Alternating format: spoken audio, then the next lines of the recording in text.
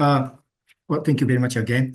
Today, in this presentation, I'd like to briefly explain about the JICA's Technical Assistance Program, focusing on urban planning and land use.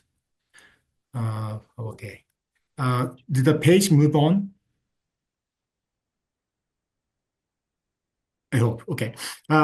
First, I briefly explain what the purpose of JICA technical assistance, then summarize general tasks of the JICA consultant are responsible and the technical assistance. Today, I will provide an example from Papua New Guinea about the project activities with outcome and result of technical assistance. Please let me move on to the actual presentation now.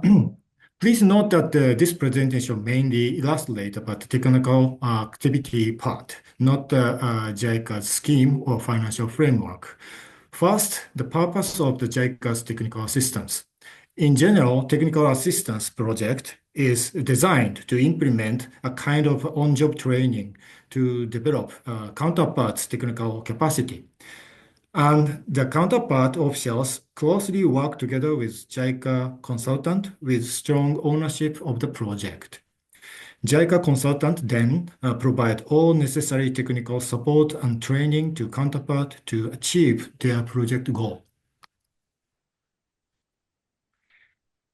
Through the capacity development project, the counterpart needs to act for coordination and collaboration with all concerned stakeholders, manages Joint Coordination Committee, JCC, so-called JCC, to share the project work progress to core officials and decision makers and seek directions and decisions. Then the counterpart should deliver required output.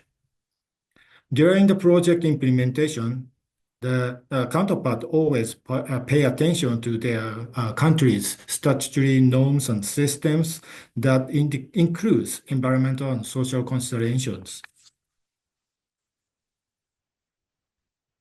Next is about what the JICA consultant provides to the counterpart agencies. The consultant is to provide technical input to the counterpart, of course, starting with the basic information sharing by explaining inception report. The consultant provides assistance to identify stakeholders necessary for the project work, for instance. Working together with counterpart, the consultant collect necessary data and information to identify issues and challenges for the target development, and assist the counterpart to set project goals, visions, strategies, actions plan, and that forms the development master plan.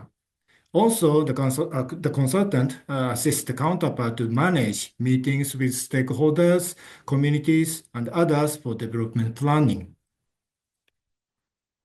Now I explain about the Lae-Nadzab Urban Development Planning project as an example. The project was completed in 2017. The target country is Papua New Guinea, located Pacific Ocean bordering to Indonesia, North of Australia. The project target was Morobe province, located in the middle of the country in the coastal area, with the second largest seaport. The counterpart agency was Morobe LU LLG, which is Lae Urban Local Level Government. The GRDP growth rate was 2.7%, and the population was about 200,000 at the end of the project completion. The province is the center of mining and the logistics. The project study includes socio-economic development, land use, urban development, basic infrastructure development, environmental and social impact, and policy and administrative systems. After the master plan formulation, pre-feasibility study for road development was proposed as a pilot project. Here I explain some of the project activities with images. I probably need to apologize that those images are a bit too small to see. For the top left side group, as I said, the coordination among stakeholders is very important. The project team put a lot of time and energy for public consultation and community gatherings and meetings. The team visited remote areas to hold village meetings to hear their living needs and difficulties. For top right image group, then, because there are so many issues and challenges for the regional development, large amount of effort was spent by the working group members to analyze the matters for the solutions to the region. The counterpart held working group meetings when the consultant team was present in the province and visited sometimes to the capital city to discuss with the central government officials to seek the directions. For lower image group, actual on-site survey was very important to get real conditions and information of the areas.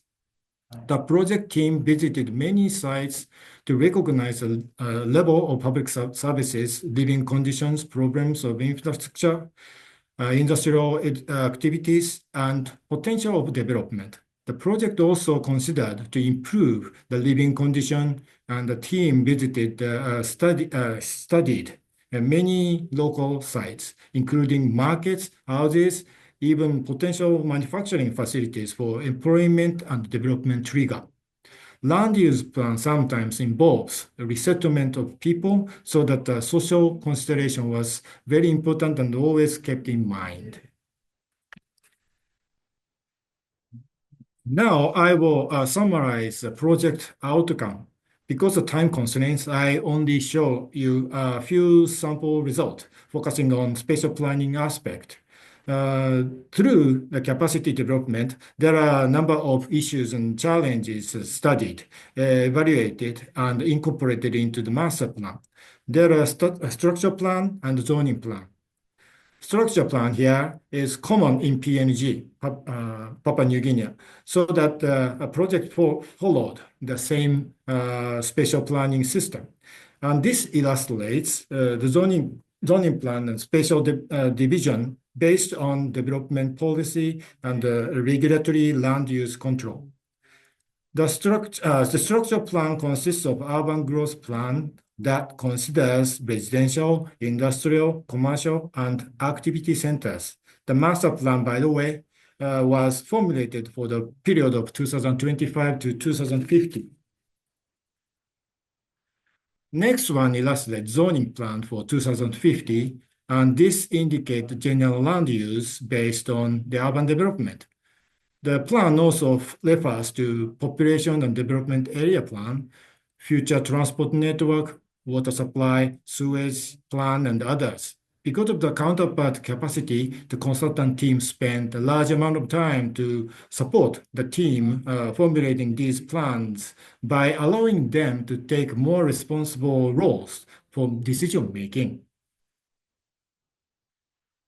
At last, I will summarize the technical assistance result from the project achievement. Through the project work, the counterpart developed stronger and more effective systems and organization structure for the regional development planning.